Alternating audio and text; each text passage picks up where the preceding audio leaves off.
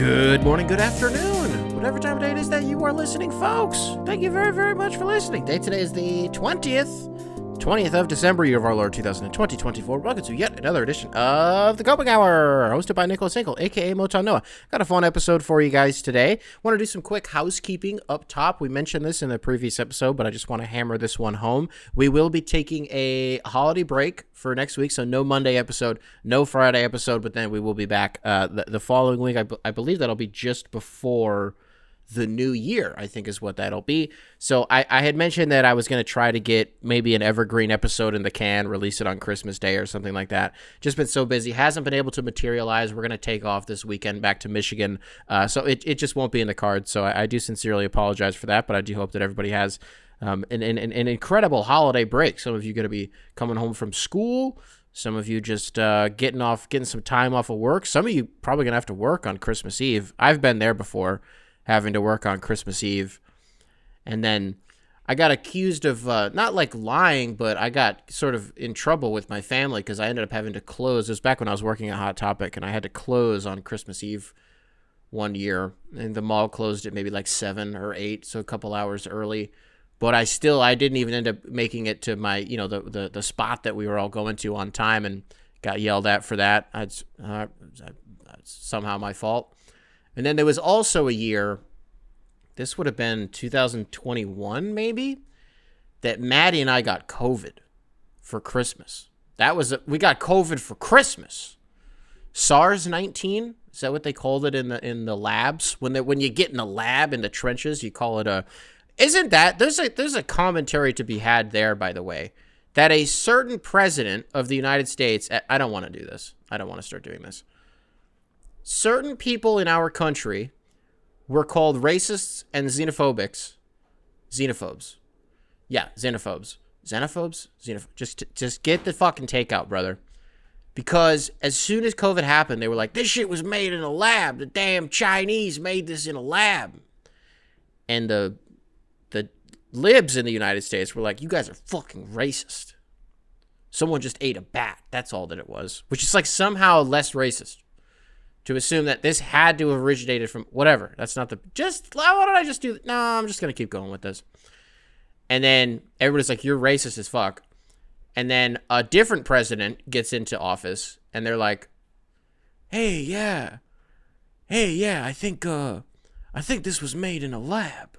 Check out this Choco chip. Hey, Jack, this was made in a lab. And everybody was like, that makes sense. The fuck?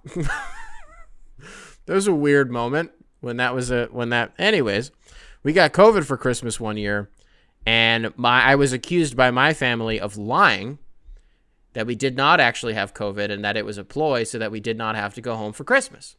But guess what? We did actually have coronavirus, probably the worst that I ever had. I ended up getting it like 2 or 3 times, had COVID a couple times. And by that point, we were vaxxed too. We got the jab. Still got it. So what's the damn point of getting this vaccine if I'm still going to contract that coronavirus vid-19? What the hell's the point of that? Probably because I got Johnson & Johnson, which if you were in the know at the time, we were all in the know. If you're listening to this, you remember getting vaccinated. Johnson & Johnson was the one that everybody clowned on. But the thing that I appreciated about it was that it was just one shot. So the Moderna and Pfizer, you had to go back and you had to get it in like 2 doses. You got the first one, a couple weeks later, you go back, you get the second one.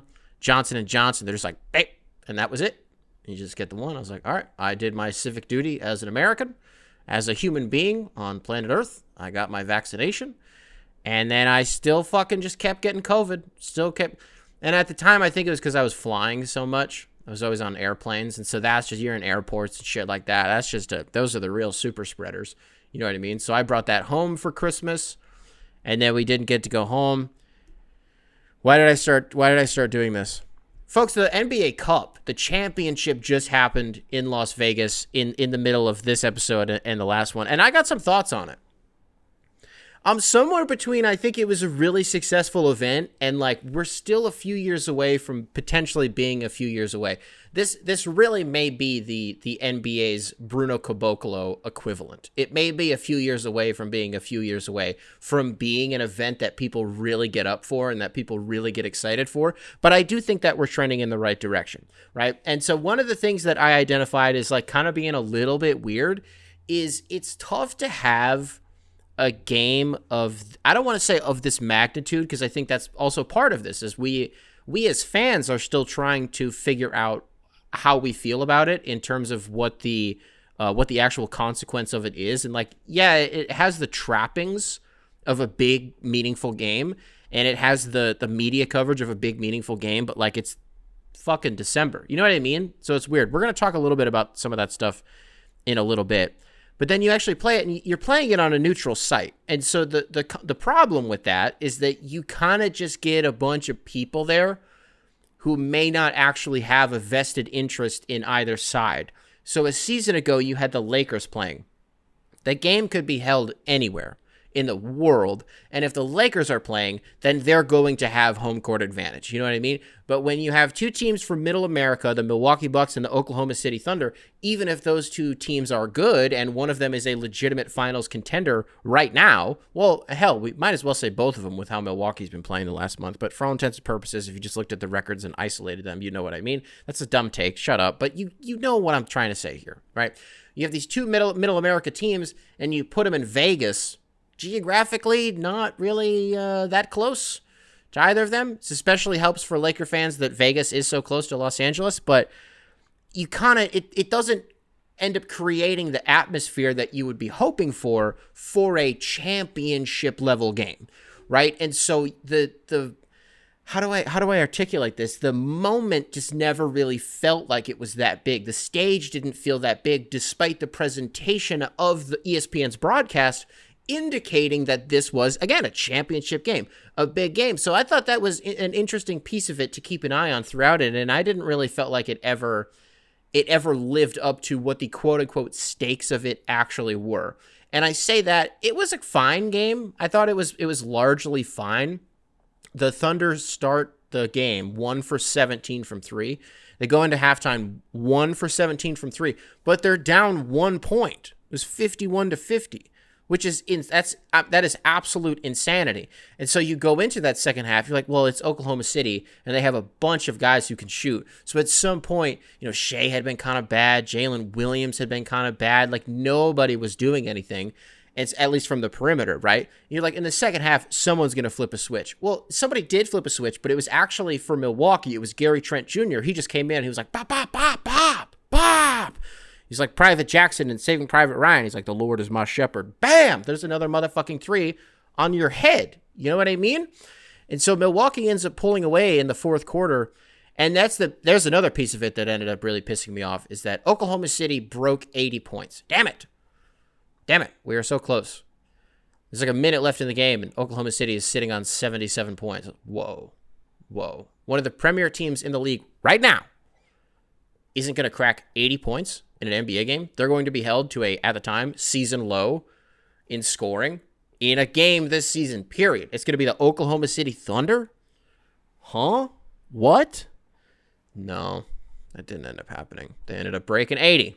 That's too bad. Another funny piece of it at the end while that was happening. So there's like 90 seconds and change left in this game. And Mark Dagnall's like, fucking end of the bench. Just get out there. Mike Breen's like, and Mark Dagnall choosing to empty his bench. So you just seen a bunch of cats out there that you couldn't name.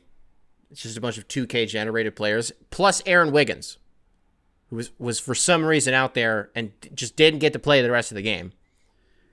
And then you look at Milwaukee's side, and you're expecting to see, like, I don't even fucking know.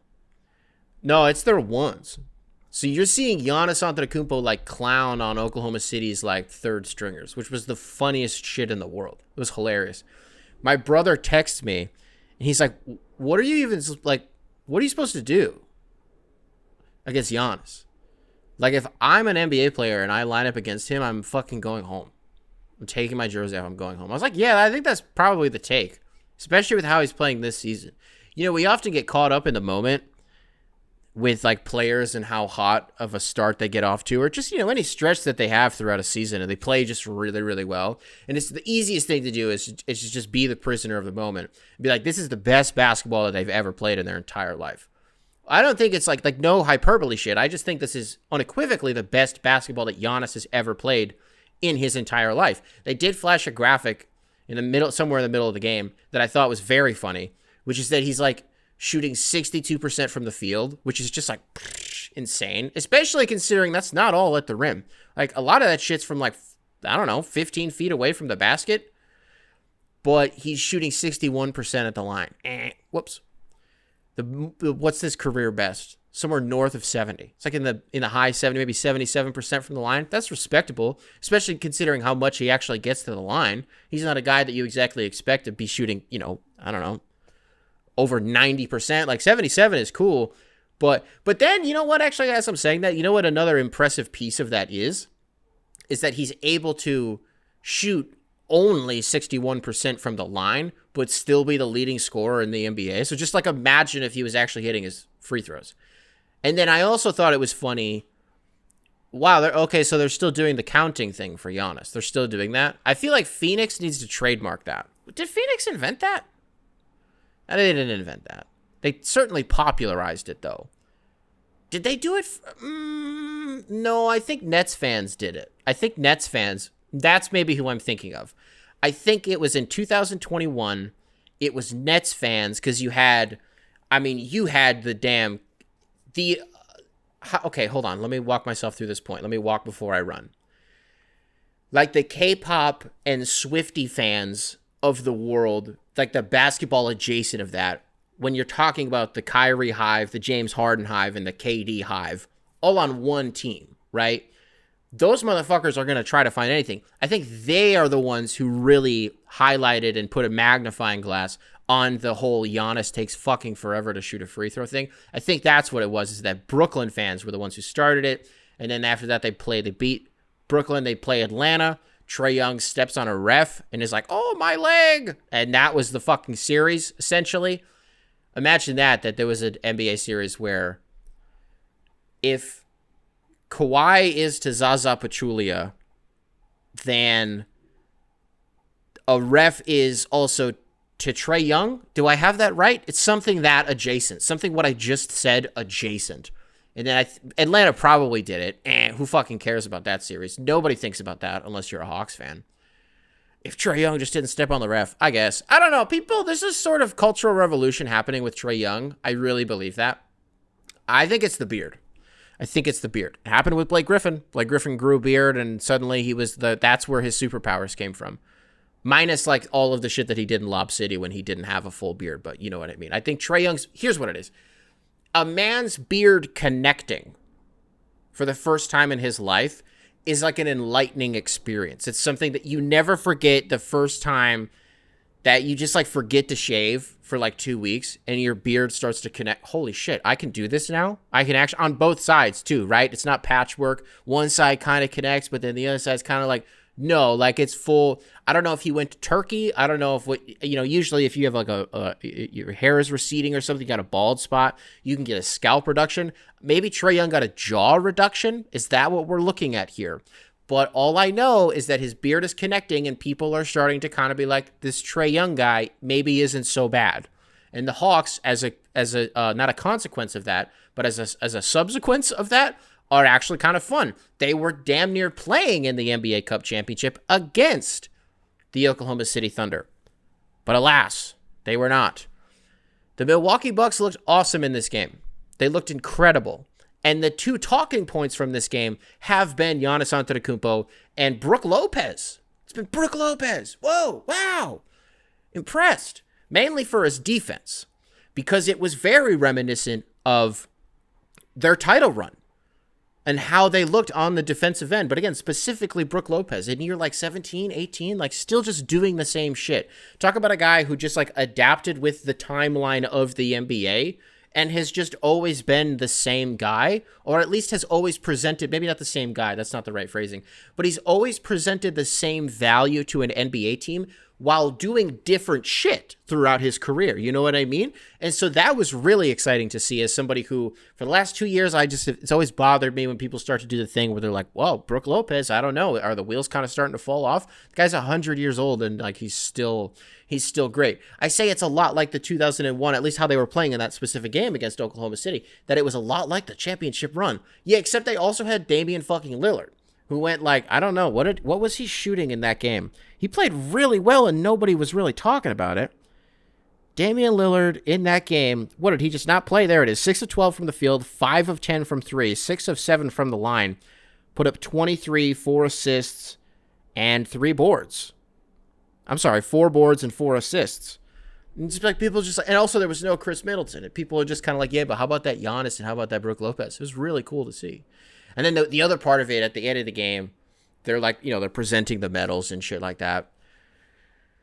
They all huddle around the trophy. Giannis gets to raise it up, and he hands it over to Dame. And I'm just like, whoa, Dame with hardware. Like, it was a jump scare. Holy shit, Damian Lillard with a trophy. With a trophy. I don't know if in the past, maybe he's won an All-Star MVP. That sounds like maybe it's happened. He's won a three-point contest at some point. That's not the same thing.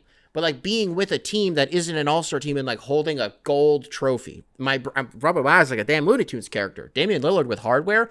It felt like maybe this was a precursor to things that have yet to come, which is so damn funny when you think about what we were saying about Milwaukee, including us on this program, by the way. We got tricked a month ago. And it just goes to show that you can't have these knee-jerk reactions because of how good they've been. And what I think a lot of people agreed on was, yeah, they stink at the beginning of the season, at least. It was like, they stink right now. Wait till Chris Middleton comes back. And then maybe let's figure this out. Because it wasn't a Giannis problem. A lot of the time, even, it wasn't a Dame problem. But there is something to be said about the way that Damian Lillard is not talked about, but covered in the year of our Lord 2024 with the Milwaukee Bucks. Because if he was putting up some of the numbers that he was doing in Portland, you're seeing graphics every fucking day about it.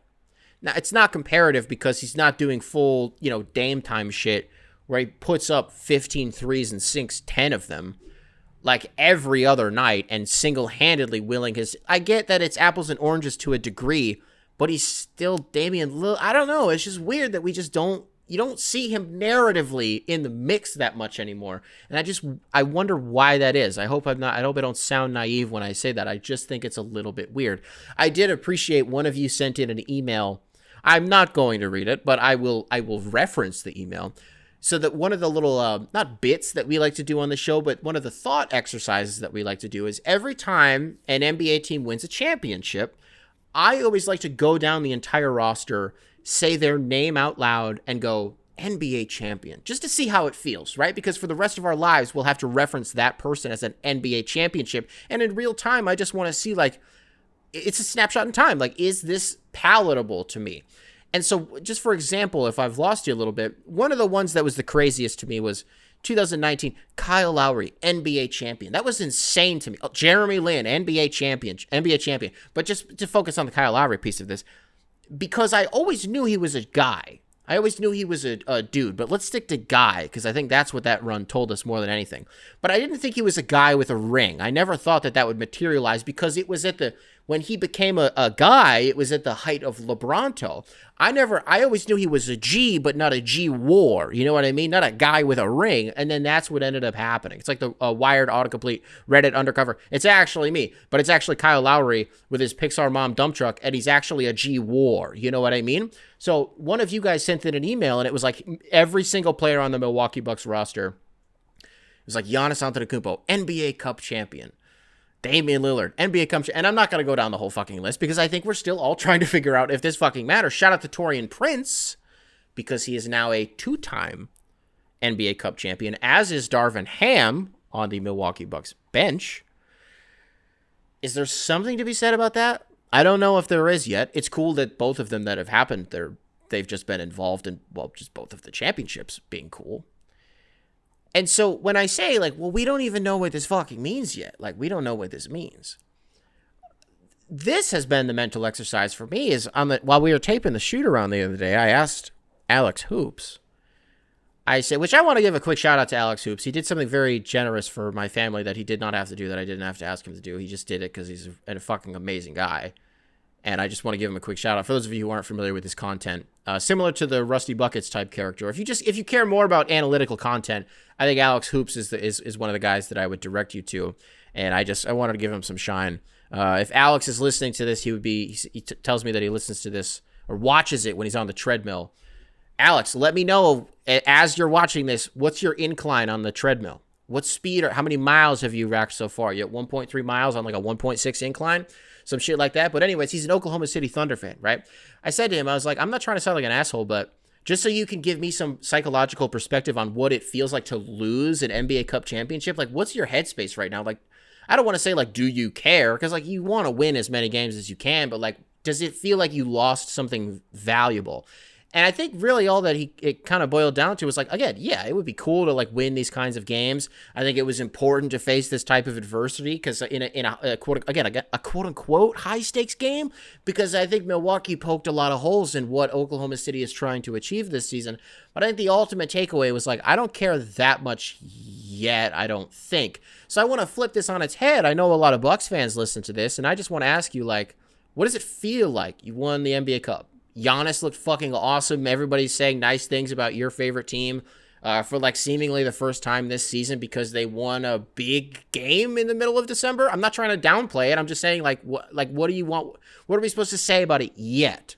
Right? So what does that feel like psychologically for you? Does it hold any weight? Is this something that, I don't know, if Milwaukee doesn't win another one for 5 years, are you going to look back on it and be like, remember when we won? Because to me right now, it almost feels like a summer league championship. Where, like, if you're the team that wins it, you're like, that was awesome. That was awesome. Let's have a conversation, the Mount Rushmore of the best Summer League championship teams of all time, and you're always going to put your team at first, right? To me, right now, that's what it feels like, and I don't technically mean that in, like, a bad way, but because we just don't know what it is yet, even if I think it's fun, and what I really appreciate is that the players seem to be really into it too, but for interesting reasons. Because the players that not the players, but like, how do I phrase this?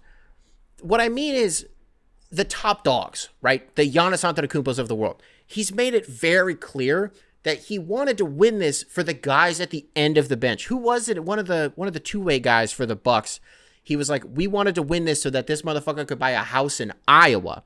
And ever since the first game, it was like, hey, man, we're one step closer to you getting a house in Iowa. Because that $514,000 bonus that these players get from winning this damn thing isn't nothing. Like, yeah, Giannis is making $50 million a year. He doesn't, quote-unquote, need that money. But a guy on the end of the bench, a guy on a two-way contract, yeah, that's not nothing. That's absolutely not nothing to a guy like him.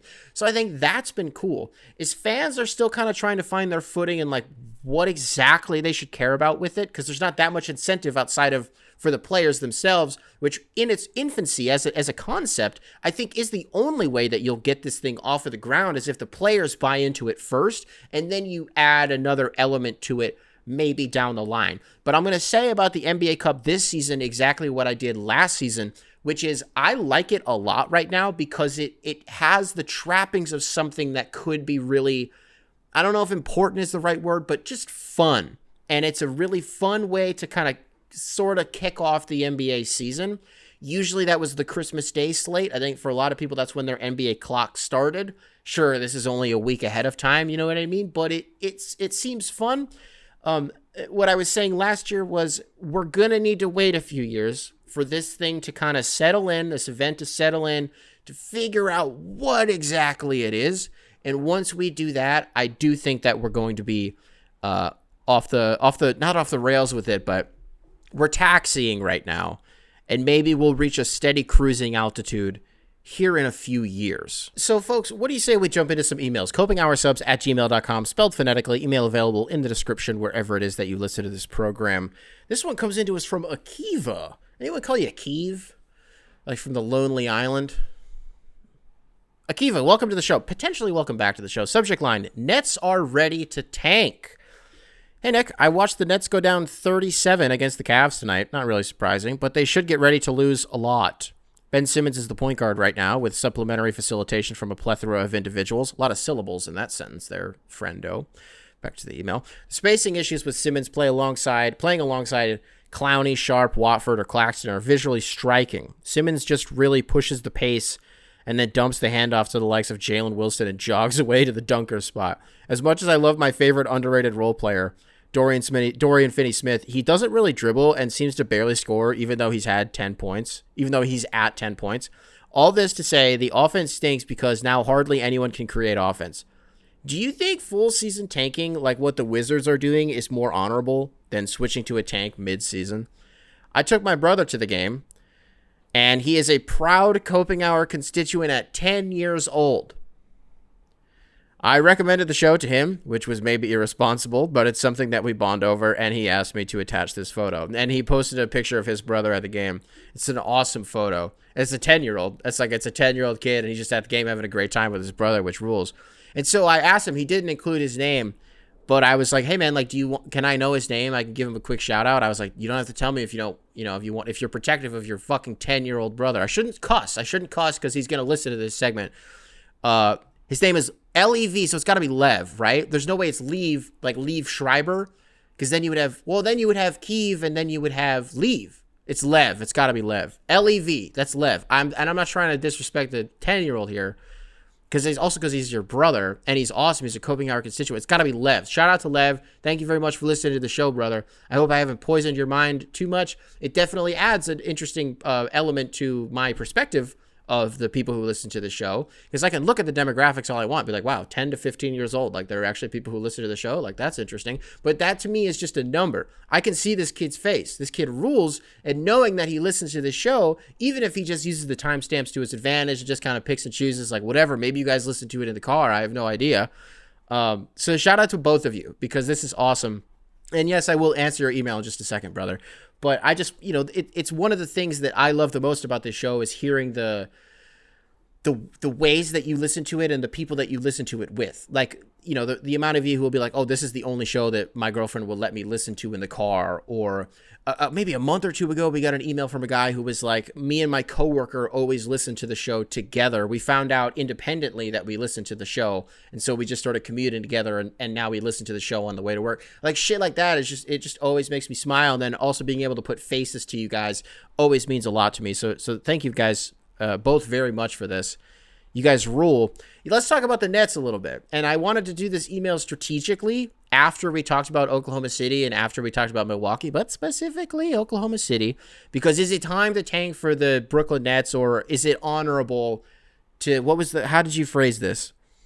Do you think full season tanking, like what the Wizards are doing, is more honorable than switching to a tank midseason? I don't think it matters. It's all a means to an end, right? As a fan, I think it's, is it better if you go into the season? I don't think it's better if you go into the season knowing that like this is a total throwaway year, and like there are really only 2 or 3 guys maybe that are worth paying attention to, and everybody else is just kind of like filler and maybe some fodder at the trade deadline. Like it's really fun in theory. Or like if you're playing 2K and you can sim the whole season, and after 10 minutes it's over, and then you can roll the dice on the lottery and try to get Cooper Flag, like then it's fun. But when you have to live through it in real time, knowing for all 82 that your team's not competing, it's really not that fun.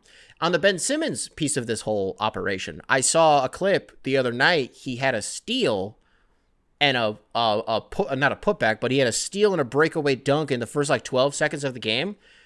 The crowd went berserk. You would have thought he was the damn Beatles playing the Ed Sullivan Show with how excited everybody got. I didn't even know Ben Simmons was back playing basketball. That's how reverse tapped in I am or am not to the Brooklyn Nets. I had no idea that he was even playing again. And so I guess that was cool to see that Ben Simmons is actually doing some shit, but it also sounds like by this email, it maybe sounds like he's not doing that much shit. The optics of a point guard.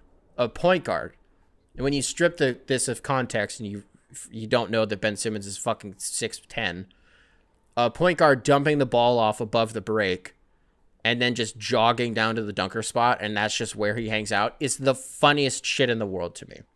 And so, okay, where do the Oklahoma City Thunder play into this whole thing? I don't know. Well, I do know. But what I mean is, I don't know what would be best, or whatever's preferential to you with how the Brooklyn Nets tank this thing into the ground. That's probably the direction that it's going to go, right? Even though they haven't been like, I don't know, wins and losses wise, terrible. They haven't been terrible. But I'm looking at a team. We talked about another thing that we talked about on the shoot around and a little bit on this show is if I'm any team in the NBA and I have something to sell, the first person that I am calling is Oklahoma City. I'm calling Sam Presti because if you're a bad team and you have something to sell, there is no team in the NBA who is more capital rich, more draft pick rich than the Oklahoma City Thunder. Additionally, they have a lot of guys depth-wise that, sure, they don't not need, but you think about an Isaiah Joe. You think about a Cason Wallace. You think about an Aaron Wiggins and stuff attached to some capital for like a Nick Claxton type character. I don't think they'll need him.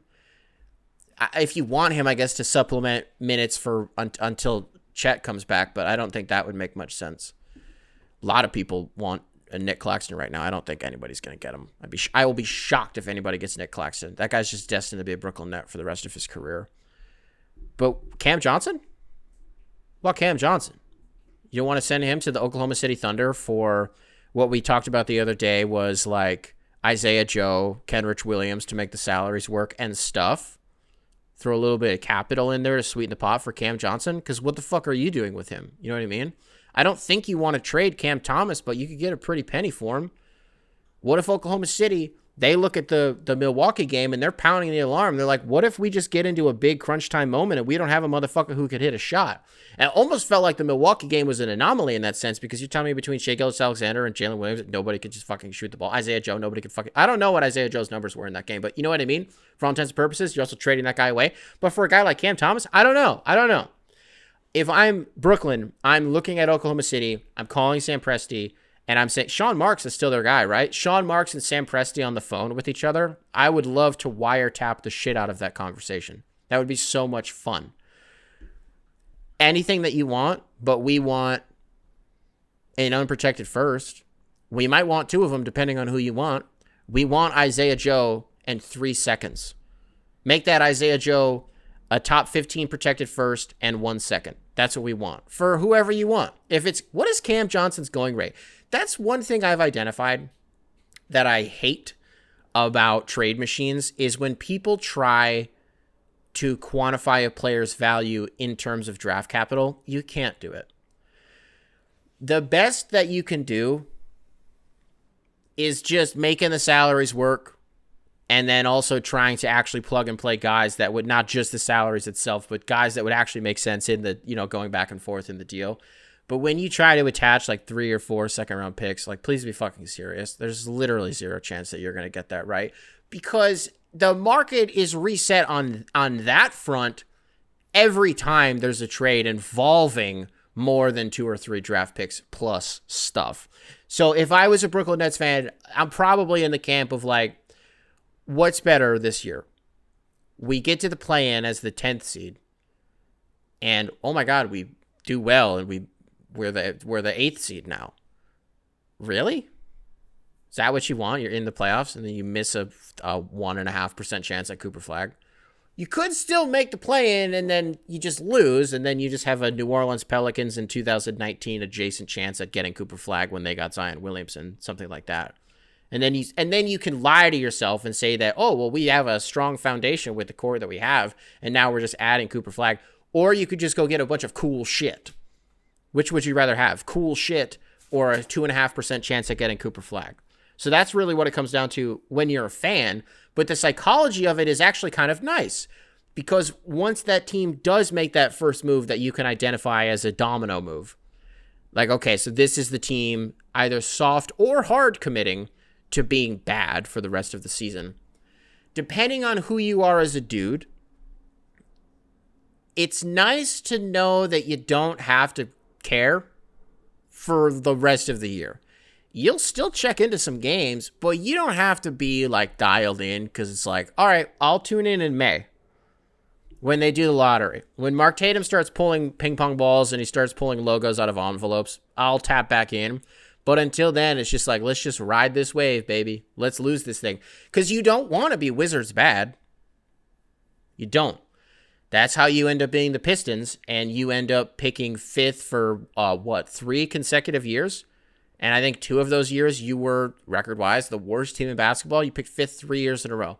And before that, you did get lucky, and you got the first pick, and you got Cade Cunningham, and that's working out very, very well. You guys see he had 18 assists against the Heat the other day? You seen that? You heard about that? So, Brooklyn, come on in. The water's fine. Well, no. We got out of the pool. The Pistons got out of the pool. We're not doing that lame tanking shit anymore. Who the fuck knows what's going on with the Wizards? Bathroom Tom, what's he think about the Wizards right now? Where's he at with them? I'd love a vibe check from Bathroom Tom. We haven't heard from him that frequently recently. Bathroom Tom, always emailing from the bathroom. Hot Tom, some of you guys may remember him as Hot Tom. He sent in an email, I'm realizing this right now. He sent in an email a couple weeks ago. I think it was about Road to Glory in college football. I forgot to read that on the show, Tom. Brother, I forgot to do that. Let's do a different email. copinghourSubs@gmail.com, spelled phonetically. Email available in the description, wherever it is that you listen to this program. Let's do this one from Ryan. Let's stick with a semi-basketball email. Ryan, welcome back to the show. Subject line, the art of storytelling. Greetings from Dallas. My deepest apologies for my unprofessional email last week when I found out about Jared McCain's injury while I was higher than God. Yeah, just to break the email and give you guys context. Did not read that one on the show, but he emailed me, 8 o'clock at night, and he was like, fuck, Jared McCain's knee is dust, it's sand, it's grains of sand, shit, his meniscus, no. And that's how I learned about Jared McCain's injury. I guess Ryan was super stoned for that. Back to the email. I was recently listening to a clip of Jeff Teague talking about being traded from Minnesota, and I was reflecting on what makes him such a gifted storyteller. For me, I love that he has such a great sense of self-deprecation and honesty to him. In most of the clips I've seen from him, he tends to be the butt of his own joke, and while I love when NBA players exude confidence and get their shit off, Jeff's mixture of confidence with that self-deprecation is so refreshing and interesting to listen to, seeing as he was a professional athlete for a long time. Then I began to think more broadly. What makes a good storyteller in general? What captivates me as an audience member listening to someone telling a story? There are so many things to consider. Cadence, small details, vibrance, plot points flowing neatly, and it certainly depends on who's telling it. But I'm curious to hear your perspective, either as a storyteller or audience member or both. What qualities does a good storyteller possess? Much love from Ryan. Well, I just want to highlight the Jeff Teague piece of this first, brother, because you nailed that. You nailed what makes Jeff Teague so good behind a microphone. And I think that anybody who has ever spent I don't even want to say 5 minutes listening to his show, go and consume the short form shit. This is one of the rare instances where I think you really do get the full picture of who a guy is in terms of these player podcasts when you just watch the short form shit, because the long form content that he produces, the actual podcast with him and his boys it's just as good. It's just more detailed and it's more authentic and it's funnier, but you still get the meat and potatoes of you get what I'm saying? Personality wise, character wise in the short form stuff. And I think the self-deprecation of this piece, the self-deprecation piece of this thing is what you nailed here, because what I think of is a story. He might have told this recently. I don't know what the timeline on this was. He had a really funny story about him and LeBron having 19 points going into halftime. And they're yapping at each other. And Jeff Teague's like, oh, you fucking can't slow me down. Fuck you, LeBron. He was like, was I out of pocket for telling LeBron that I was going to go point for point? I was going to match point for point with him for the entire game. And LeBron was like, oh, yeah, you little piece of shit. And then Jeff Teague was like, yeah, by the end of the game, I still had 19 and LeBron had 36. But in the Jeff Teague way, right? The delivery is not going to be the same. And so it's just funny. He'll put a hand up and be like, yeah, I got fucking cooked, right? Or there's another story where he was like, Joe Johnson got traded to Brooklyn. And he was like, yeah, I'm really excited to finally play. After being teammates with Jeff Teague, he's like, I'm really excited to finally play with a good point guard. Finally was the operative word there. Oh, finally I have a good point guard. Jeff Teague is like, the fuck? He's like 50 Cent. He's like, I just woke up. What do you say fuck me for? I'm Jeff Teague. I'm literally Jeff Teague. NBA champion Jeff Teague, by the way. Jeff Teague, NBA champion. That's a crazy one for you right there, with all due respect.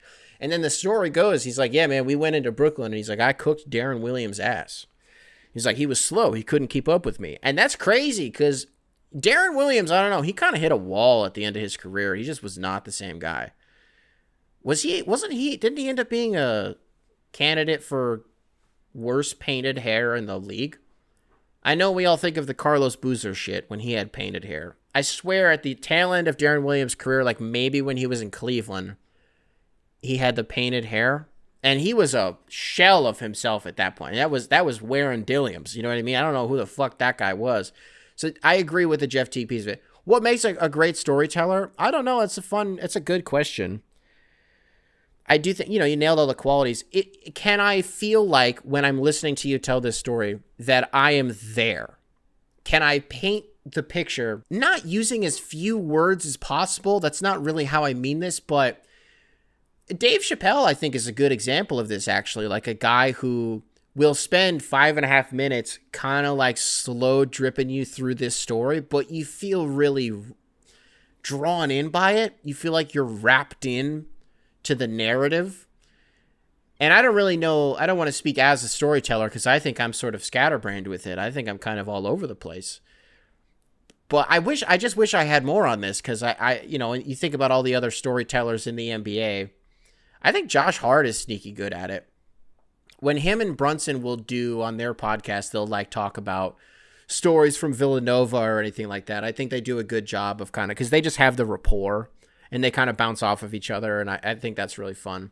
I think I really wanted to highlight this just because we've done it before on the show, but I just wanted to talk a little bit more about Jeff Teague and how damn funny I think he is. And I was doing a thought exercise with my brother-in-law the other day. We were texting about this and he was like, this is an easy, like, this is a layup podcast, like a segment idea. He's like, but I do think it's a fun one.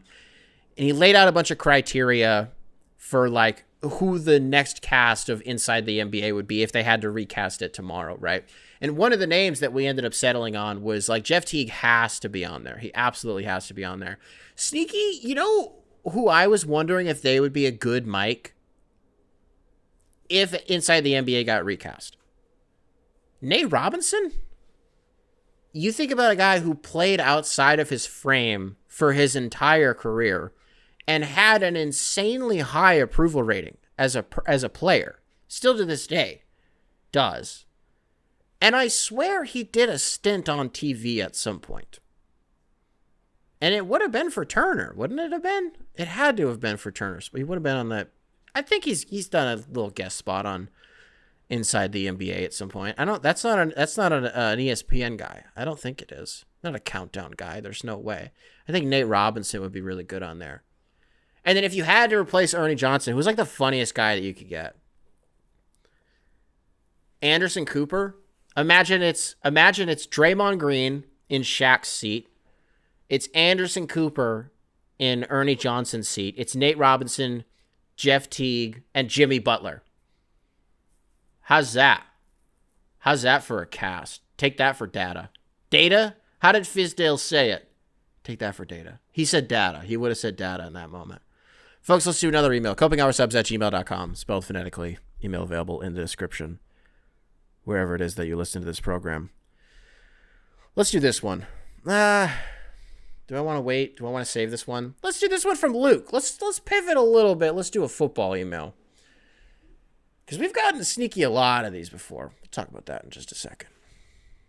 This one comes into us from Luke. Luke, welcome to the show. Subject line, Husky fan coping with Bo. Hey, Nick. I am in quite the moral pickle. I'm a longtime Denver Broncos fan who has witnessed nothing but disappointment since Super Bowl 50. Front office blunders, bad drafting, Russell Wilson being inexplicably bad, etc. For almost 10 straight years. Thank God for the New York Jets being the New York Jets, keeping us from being the longest playoff drought in the league. Well, until now. Bo Nix is putting together an incredible rookie season and is on the brink of bringing this team, one that was expected to be a bottom 3 team in the NFL, to the playoffs. I am in shock. In just over an hour, I might see the Broncos make the playoffs for the first time since I was in middle school. By the way, so just for context, by the time you're watching this, Thursday Night Football would have already have happened. He sent this in an hour ago as of this taping. Thursday Night Football has officially kicked off probably like 15 minutes ago while we're taping this. I don't think that context actually mattered. So I derailed this for no reason. Let's get back to the email. In just over an hour, I might see the Broncos make the playoffs for the first time since I was in middle school, as I'm about to graduate college. That college being the University of Washington. I spent 2 years despising Bo Nix and the Oregon Ducks and cheering on my GOAT, Michael Penix. Side note, the 2023 Huskies win again versus the 2023 Ducks, even if it's at Austin. Even if it's at Autzen, you're fucking lying. You're lying. I'm not doing this shit again. I'm going to wait. I'm going to read. I spent too much time derailing your email. You're firing me up. I'm not mad. This sounds like a guy who's mad. I'm not triggered. Let me get back to the email. Anyways, I don't know how to feel about Bo Nix, a member of the entity I hate most in all of sports, on my team and being awesome. It really is quite devastating. Any advice on how to cope with this moral dilemma? Thanks. Love the show. Sincerely, Luke. Luke, thank you very much for the email. There is not a topic that I can bring up without more people coming to the reverse defense, playing offense against me. I'm on defense. If I fucking say that the 2023 the Bo Nix-led Oregon Ducks would have beaten Washington if they played a third time in Eugene, Oregon. If they played at Autzen, I swear to God, because they lose, they're wearing the eggshells, and they lose on some bullshit. Michael Penix was amazing. Roma Dunze was amazing. Who's the other guy they had? Was it Jalen McMillan? Was amazing. Okay? Wasn't there like a pick six or a fumble recovery for a touchdown in that game? In Seattle last year. Yeah, that did happen. And then I was like, well, don't let Oregon catch Washington on a fucking neutral site in Las Vegas. They don't want to see Bo Nix on a neutral site in the Pac-12 championship game. They don't. And we were in Puerto Rico when that game was being played, so I had to watch it on my damn phone. I didn't even get to watch the whole game because the Wi-Fi, my 5G just wasn't working in fucking Puerto Rico. But what I was able to figure out was that Washington also won that game. I swear to God, if they were able to play one more game, and it was in Eugene, they would have won. And I loved Washington. It's just a testament to how much more I loved Bo Nix. And I fucking hated him at Auburn. I just knew that when he transferred to Oregon, I was like, that's Dan Lanning's guy. That's 100% going to be him. I've spent too much. So I don't want to keep fucking reopening this because we're just going to go back and forth. The front line on this thing, we're in the Donetsk region in fucking Ukraine. The front line is not going to move, okay? We don't need to keep going back and forth about this, but you started it, all right? We're done. We're done fucking talking about this. Anyways, how do you cope with a player who went to your college, your collegiate rival? Now that guy's on your team and he's awesome. Like, how do you deal with that? Well, you're winning a lot of games. Take it from me. I'm a Michigan State fan, which means I hate Michigan more than any other team in college football. We drafted Aiden Hutchinson, a Heisman candidate, a Heisman finalist. I think he finished second or third in voting. Drafted him second overall. And I had to watch everybody roll all the Michigan tape. And wow, cool. Even though he got bitched by Kenneth Walker. Fucking loser. All right, Aiden Hutchinson's on my team. And then what happened?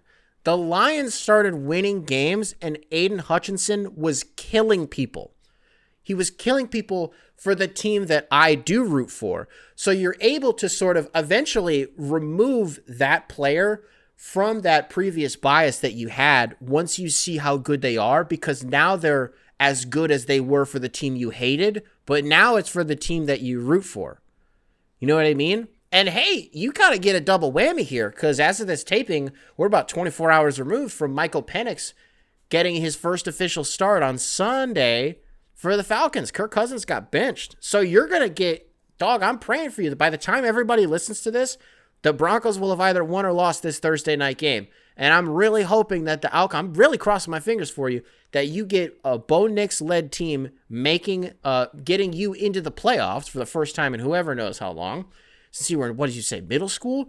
And you get to enjoy your actual favorite quarterback, Michael Penix, who to me, even though I loved him, was just a fucking football terrorist because he beat us twice. He beat Michigan State twice at Washington. We had a home and home with them, kicked the shit out of us both times. And then even when he was at Indiana, I don't think we beat him. So I had to deal with his ass forever, and he just would not go away.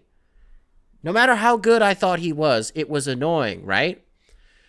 Aiden Hutchinson was the same way, even though we didn't technically have that many problems with him. But now he plays for the Lions, and it's like, dog, you're still the same level of good that you were when I hated you. But again, now you're just doing it for the team that I really enjoy. You'll get over it. Bo Nix is awesome.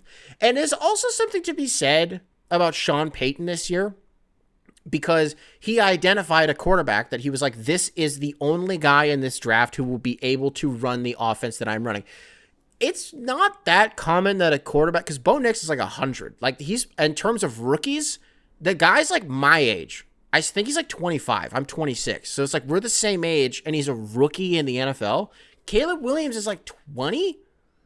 That's insanity. That's insanity. And so the hit rate on dudes who are quote unquote that old, again, in terms of being a rookie, like working out, the hit rate on that is low. It doesn't work. But Bo Nix has been so good because he has a coach in Sean Payton who has an offense that is like tailor-made for him. It's like all the shit that he was running at Oregon. It's just such a perfect marriage. And what I was trying to say is like, what's interesting about that, the cultural temperature on Sean Payton, where's that at in 2024? Because I don't think most people like him that much, but you don't, you know what I mean? For those of you who are only listening to this, I'm doing like a hand motion where I'm like, nobody talks about it. Nobody does a little bit of this, maybe a little bit of that over here, something like that on the side. Bountygate, just kind of out of the public zeitgeist. People don't really talk about Bountygate anymore. There's a sub thing to be said here about these like scandals that happen in the NFL don't really stay around that much. I would say the same thing about the NBA. Like, the baseball scandals are the ones that really have staying power, I think.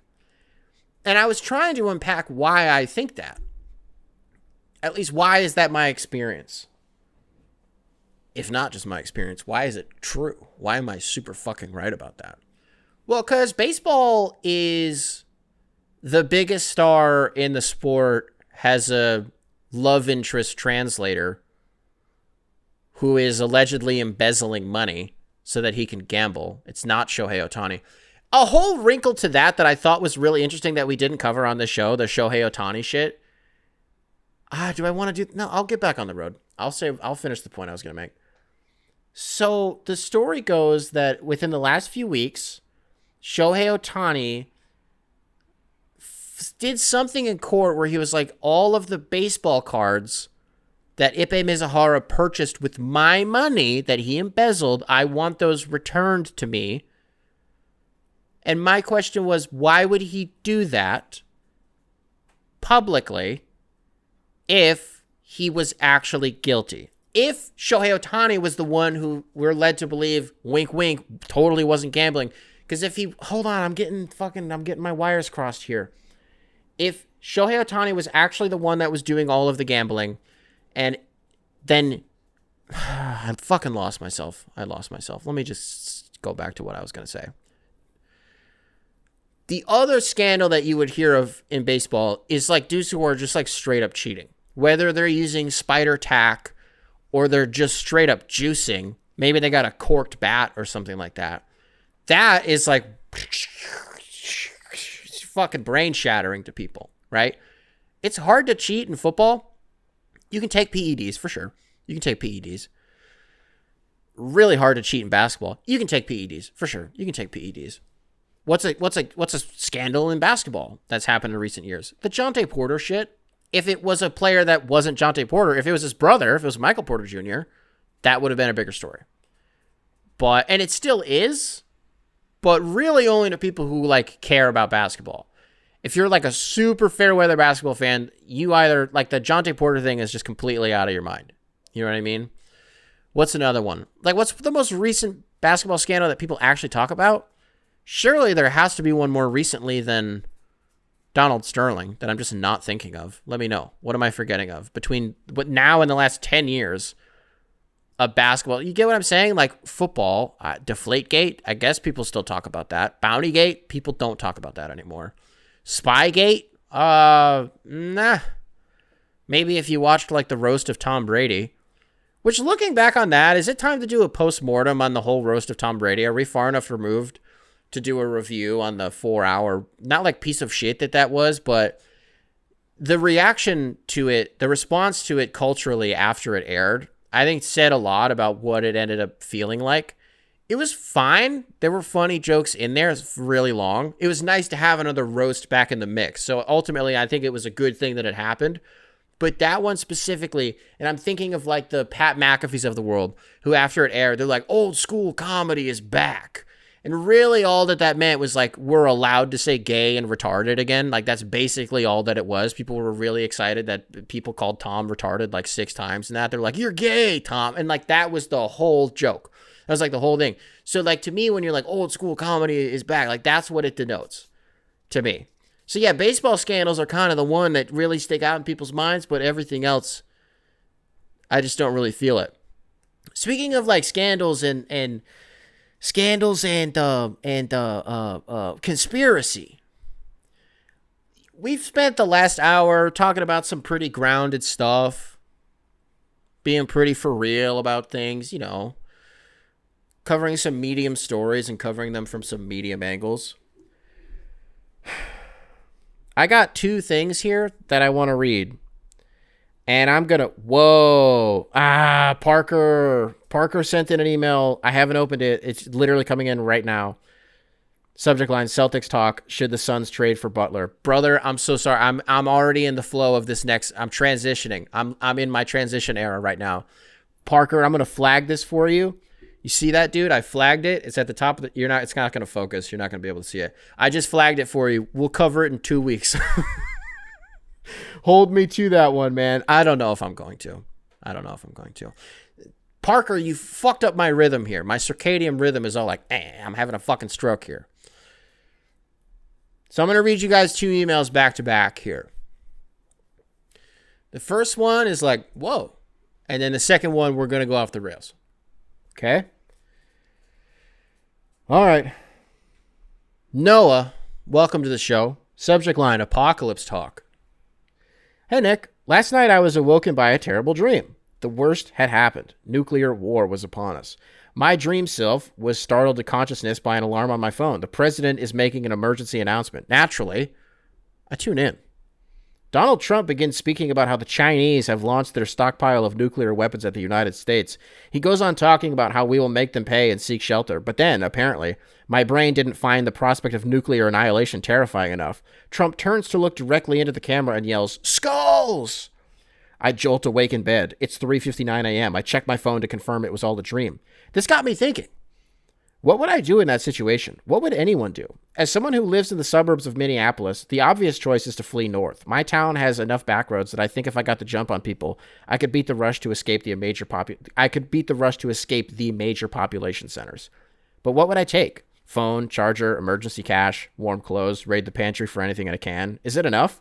There isn't time to think it through. What do you think you do in this scenario? How do you find out? Does the government even tell us? How do you escape Chicago with the family? What do you take? Where do you go? Do you meet up with extended family or find an isolated place to wait out the impending apocalypse? Obligatory sports question. And most importantly, how does this impact LeBron's legacy? You also included, you sent a follow-up email 5 hours later. You were chewing on this one for a while, brother. You said additional question that seems important. What do you listen to when you flee the population centers in the car? I feel like I would be glued to a news station, but that feels like a pretty lame thing to go out to.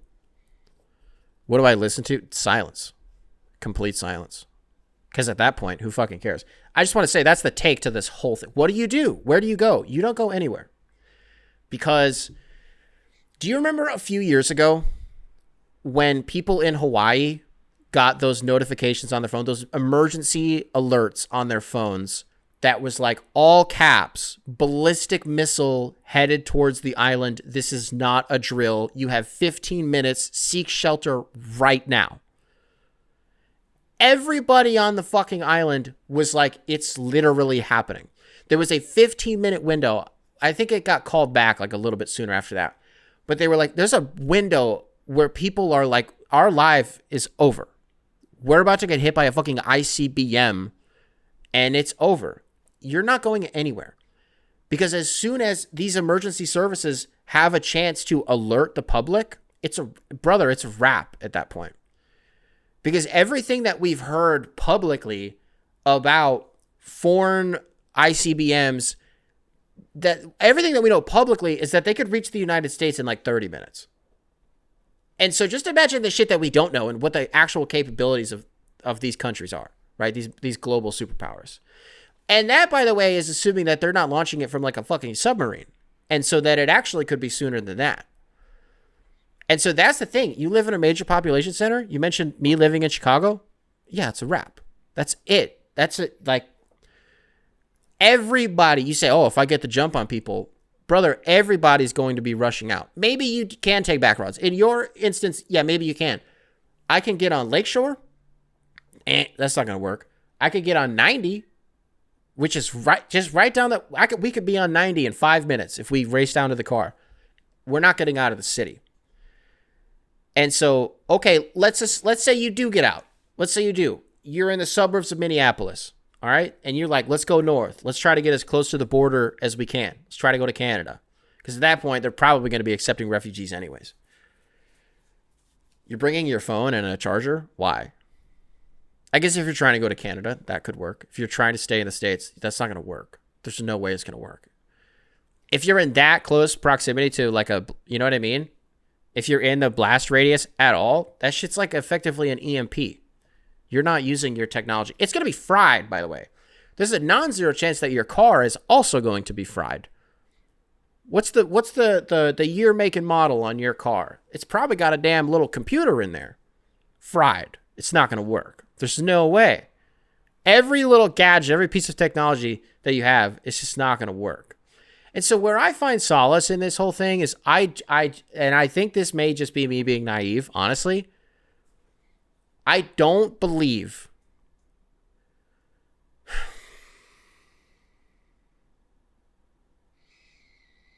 I think the odds of any global superpower resorting to their nuclear arsenal is they're so low. They're so low. Because people can fearmonger you, and they'll say, "Oh, well, Putin's crazy. You never know what that guy's gonna do." What do they say about us? Oh, well, President Xi is crazy. Supreme Leader Kim Jong-un is crazy. You never know what that guy's gonna do. What do they say about us, right? So like these media apparatuses will just like scare you into fucking believing that at any given moment they're gonna press the button.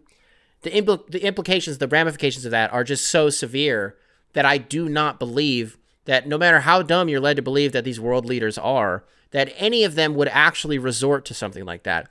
Because again, didn't we talk about this in an episode recently where like if there is at any point an attack on American soil, in a month when Trump becomes the president again in the United States, from when the Bible is still warm from his hand to when he leaves office, if anybody fucks with the United States, I do feel very confident that that country won't exist after 24 hours. Like, he will fuck people up. Obviously, that's fucking terrifying. I feel like the way that I said that sounded very enthusiastic, but that's the reality that I believe that we're heading towards, right? Although Sneaky, hasn't he seemed a little bit more reserved recently? Have you guys been checking on that too? You watch these interviews and like whatever, and he just seems like pretty chill. And I think it's just because he's off the campaign trail and he's like, holy shit, I did it again. He's also like apparently pooping his pants. Did you guys see that at the Notre Dame? He pooped his pants and nobody wanted to sit by him. And he was just kind of sitting there like, yep. I guess that's what happens when you've been addicted to amphetamines for 45 years and you eat McDonald's 3 times a day. You just poop your pants. Whatever.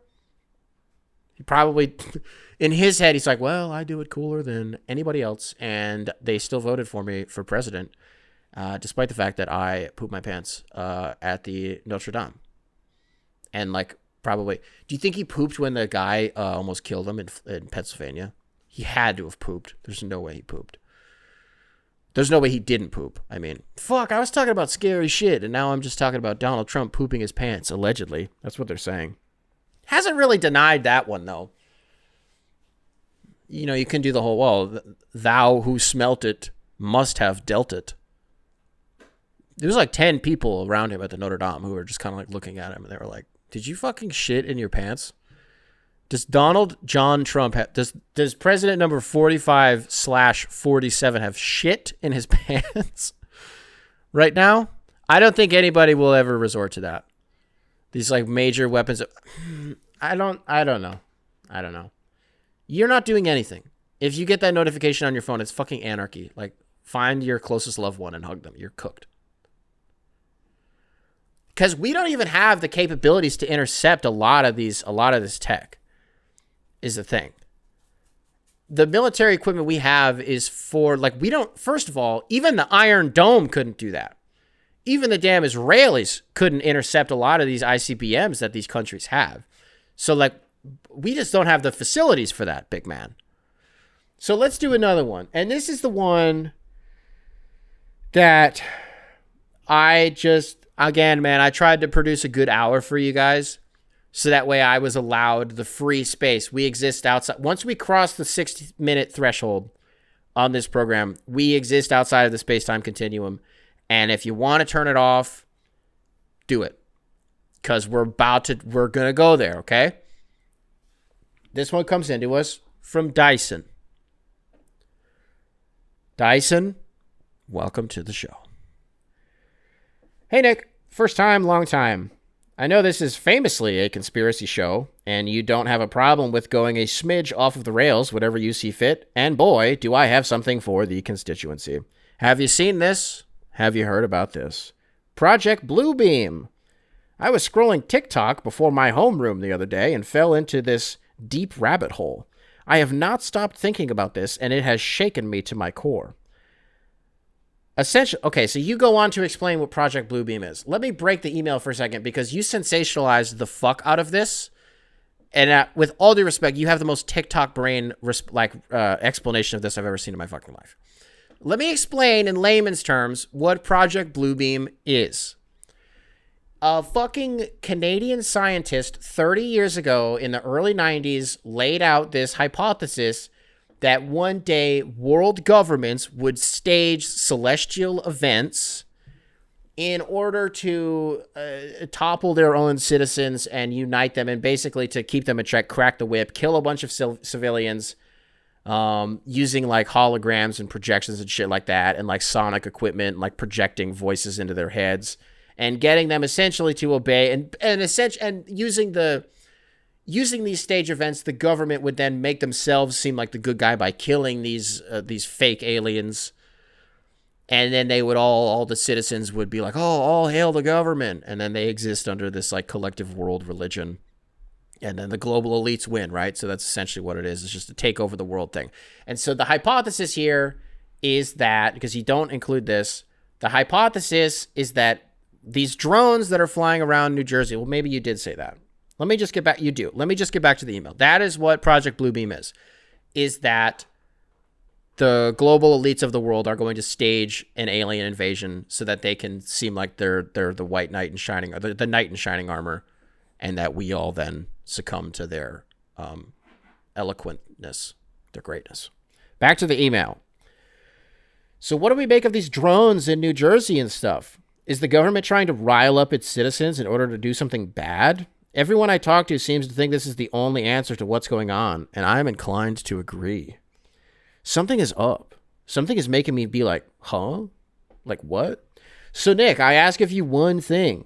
Is this the moment that you choose to co-sign the Project Bluebeam conspiracy? Dyson, thank you very much for the email. Brother, I got to be honest with you. I fucking think this is the craziest. This is the most crackpot shit that anybody has ever sent into the show. Seriously. And I don't want to paint this as like a red versus blue issue. This is like the drone shit is like super bipartisan. I think a lot of people just want to figure out like what exactly is going on. But I do think that it is worth pointing out that this Project Bluebeam stuff is being pushed by a very specific sect of our media. And those are the people that include like former members and supporters of QAnon. So I just think it's worth putting a pin in that and noticing who are the other people, the people of cultural note who are pushing this same narrative. It's the Charlie Kirks of the world. It's the Roseanne Barrs of the world. It's the same people who 5 years ago were typing furiously in 4chan, like waiting for Q drops. You know what I mean? So as soon as you find yourself on the same side as those people, I do think it's time to check yourself a little bit and think like, just pump the brakes and zoom out on the whole thing. Because we've talked about the drones a little bit on this show. And what did we say? Okay, so the Pentagon does, it wasn't even the Pentagon, it was the goddamn FBI, does a briefing on this thing. And they're like, within the first few days of this happening, we're seeing like weird drones in New Jersey and like other miscellaneous parts of the country. But for all intents and purposes, there's a large concentration of them in New Jersey. And so the FBI comes out and they're like, yeah, we don't know what they are, but they are not foreign and they are not our military. No fucking shit, they're not foreign, because you waited for a weather balloon to get off the coast of South Carolina, you out of the fucking sky. So if they were foreign, we would be blasting, right? So it's not okay. So it's not military. It's the fucking CIA. So it's the CIA. It's us. No matter how you want to look at this, these drones are the United States. That's who this is. Now, what you're going to tell me is, well, yeah, that's what Project Bluebeam says, is that it's not actually aliens. Because the other piece of this is that the people who are like Project Bluebeam, it's a real thing, are the same people who believe, maybe this is true, I don't know, but there's a conspiracy out there that the United States government toyed with an idea during the Cuban Missile Crisis, where they were going to project holograms and, like, again, use sonic equipment to like project messages into the Cuban population's head. They were going to project an image of God to essentially convince all of the citizens to overthrow the government and kill Fidel Castro on behalf of the Central Intelligence Agency. There was also, the same people believe that during the Gulf War, they wanted to do the same shit in the Middle East and get them to overthrow Saddam Hussein, before they realized this isn't going to work because the technology doesn't exist. We do not have the facilities for that big man. But guess what? In the year of our Lord 2024, we absolutely do have the hologram, the projection technology to, I guess, facilitate something like this, but it's not fucking real. It's not real. They're doing something, but it's not trying to stage a celestial event. There are like a bunch of orbs too, because people can focus on the drones all that they want. I think it's such bullshit, because the Pentagon the press secretary did a briefing on like Tuesday where the narrative completely flipped. They went from, we don't know who these are or what they are, we can't track them, but we aren't scared of them, or something like that. And they're shutting down airports and they're shutting down military installations just by hovering around. But they're not being shot down. And the FAA is completely blind on this. Like, yeah, we just can't track their origin. We don't know where they're coming from. That's crazy. Like, and that says a lot if the FAA they just happen to not know where they're coming from. So it's us then. So it's the United States government doing this. It's not fucking aliens. Which I know isn't what you were saying here. But the Project Bluebeam shit, no, hell no, brother. Absolutely not. There's a whole different conversation to be had. By the way, I'm not trying to shit on you or disrespect you at all. But the people, look, we all at this point get our news from social media a large majority of the time. But when you consume like TikTok, it's a, man, I've been trying to figure out why the United States is so hell-bent on banning TikTok. Like, what is it that the government hates so much about TikTok? Because the narrative that they push is that, oh, it's China and they're trying to steal all your data. That's not fucking real. If that is the angle, it's just the United States being mad that they don't have a leg up in that department on an app of that size, of that magnitude, where they cannot then also farm the information of the users. That's what they're really that mad about, because they're like, oh, you have to sell the parent company ByteDance has to sell you guys. They probably want them sold to like a Western operator, right? I think what it is, or at least maybe one piece of it, is it's a left-leaning media apparatus that the United States government does not have control over. And the irony is, when you see something like this bleeding into it, this is not right or left. Again, I'm not trying to politicize this issue, because I really don't think that it is, but there are political angles that you can take on it, and there are certain pieces of it that form the whole puzzle, right? So let me get back on the road here. The FBI does the Pentagon has another press briefing today as I'm taping this. And we had just learned, Yeah, they're actually commercial drones and they're hobbyist drones. What the fuck? Now you're telling us that... So we went from we don't know who they are to, oh, they're just hobbyists. There are 8,500 drones that are registered in the United States. Yeah, they're just hobbyists. You're just letting them fly over military installations and fucking airports and you don't know where they're coming from. We've also since learned that they're coming from the water. They're coming from the Atlantic Ocean. Hobbyists are launching drones from the... What? From underwater? The fuck are you talking about? So yes, someone's lying here. It's the government, by the way. It's the government that's lying about this. And I'm really trying to, when I talk about this shit, like I'm trying to look in the mirror and be like, don't do what you're doing right now. Don't sound how you're sounding right now. But it is weird. The narrative that's being pushed is a soft narrative that the government has not talked about, again, in these Pentagon press briefings, is that sensitive materials may have gone missing in New Jersey, and that's what they're looking for. But then Ryan Graves goes on Rogan, and he's like, who is actually pretty credible. I think a lot of people, that's somebody that I would actually believe what they're saying. He's like, no, that's definitely not what it is, because you would need to be a lot lower to even detect gamma radiation, lower than they already are. And then he said something else. He's like, that's not it. He's like, that's a fucking cover story. He's like, that's not real. Because it's like, what would these drones be looking for if it wasn't like a missing nuke or like a missing whatever? Because do they really need... Because it's only happening at night. It's largely happening at night. You're seeing like these weird orbs flying around. You're seeing a lot of shit that's like, you know, people will take pictures or whatever, take videos. And it's just like air traffic. It's just normal air traffic. She's like, yeah, it's a fucking airplane. Yep, it's a helicopter. Yep, that's what it is. But there are some weird photos and there are some weird videos. For sure. I don't know. We're never going to know.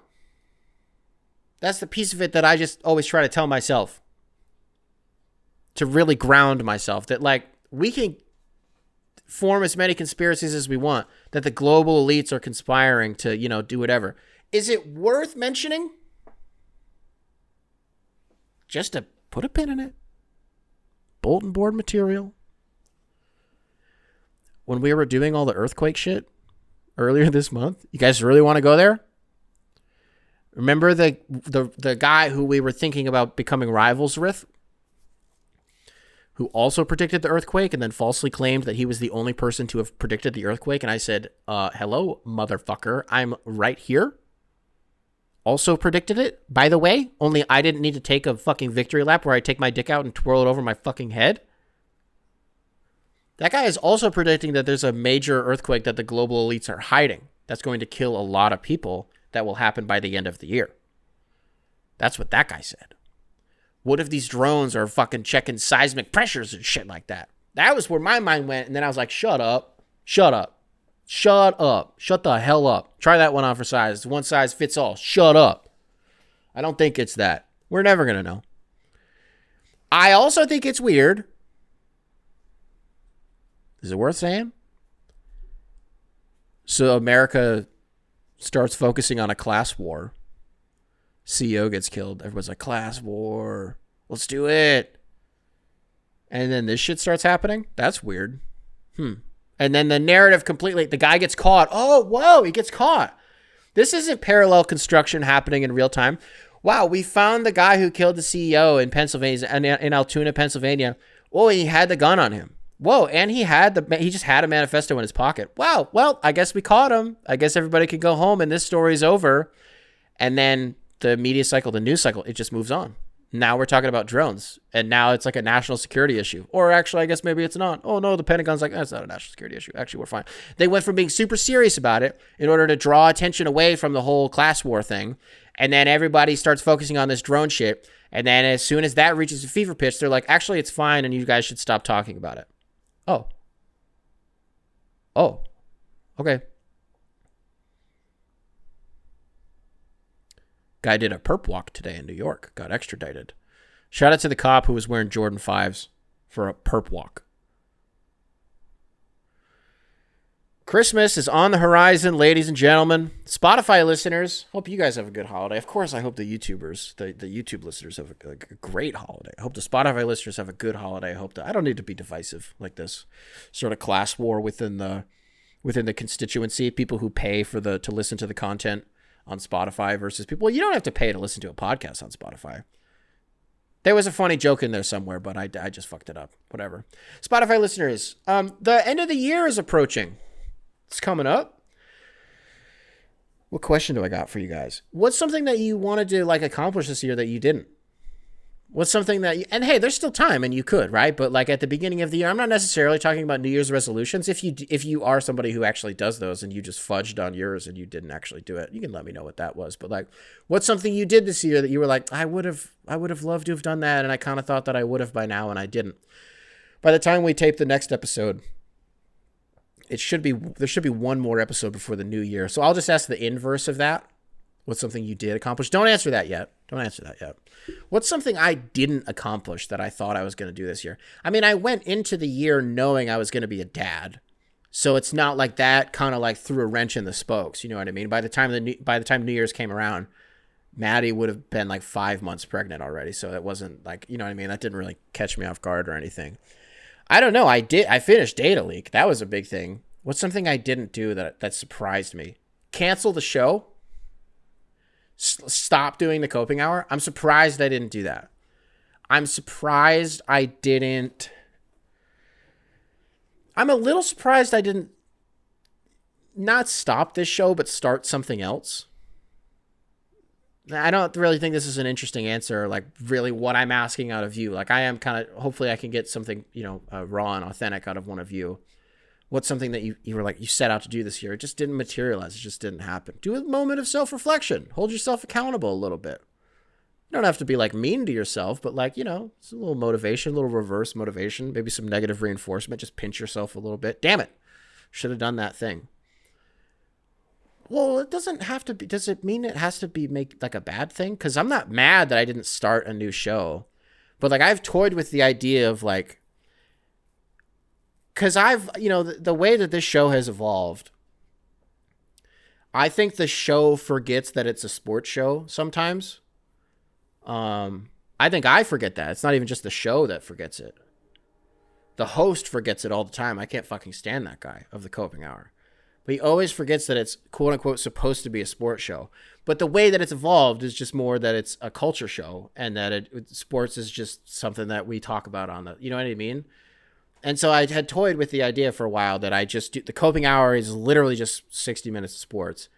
And then maybe once a week I do weird shit. I do a completely different show where, the last 25 minutes of what we just talked about is expanded upon. And that's its own show. You know what I mean? And it exists so that way I'm not alienating people or, talking about shit that people aren't interested in or whatever. Although I'll give a fuck if people aren't interested in it.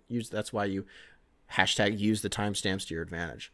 I don't know really where I'm going with this. I'm just surprised that I stuck with the coping hour as much as I have and that I feel I've really settled into the role. By the way, we're coming up on a damn hour and a half of recording this episode. And that's not nothing. This is hands down. I think that I can't say it's the longest episode we've ever done. I think the Kendrick versus Drake episode might have ended up being longer because of just they wouldn't shut up. They wouldn't stop rapping at each other. They wouldn't stop talking over beats at each other, being no, you're gay and you're short and you're a pedophile. And Kendrick's no, you're the fucking pedophile, you fucking freak. And then, I did hear a good take. No. Folks, if you're listening to this on Spotify, gave you guys your question. What's something you wanted to do this year that you were damn it, I didn't do that. End of the year. I have to roll that over into 2025. Let me know. If you listen to this on YouTube, be sure to leave a like. What do I say? Subscribe, leaving that nice little comment for the algorithm. Make sure to keep primary control in check. It's the holiday season. That guy, just keep him in the cage for one more week. One more week, and then we'll let him loose for the end of the year. We'll let him go to Times Square with a backpack with a pressure cooker in it or something like that. I don't like that I said that. I feel I just got flagged because I said something about putting a backpack on and with a pressure cooker in it going to Times Square. I'm not going to do that. a digital entity called Primary Control is going to do that. And I'm asking people who listen to the show to not let him do that. Okay? I'm not going to do that. I don't even know how to make a pressure cooker bomb in the first place. What do you need? A crock pot, nuts and bolts, pressure. You need to cook something, and then you set the timer. I don't know how to do that. Put it in a backpack. I don't own a backpack. I'm not in school. I hope you guys have an amazing holiday. I'll catch you guys. Again, no episode next week. Really sorry about that. Go just enjoy being a person with your family. Go do that. Hope you guys have an amazing one. I will catch you guys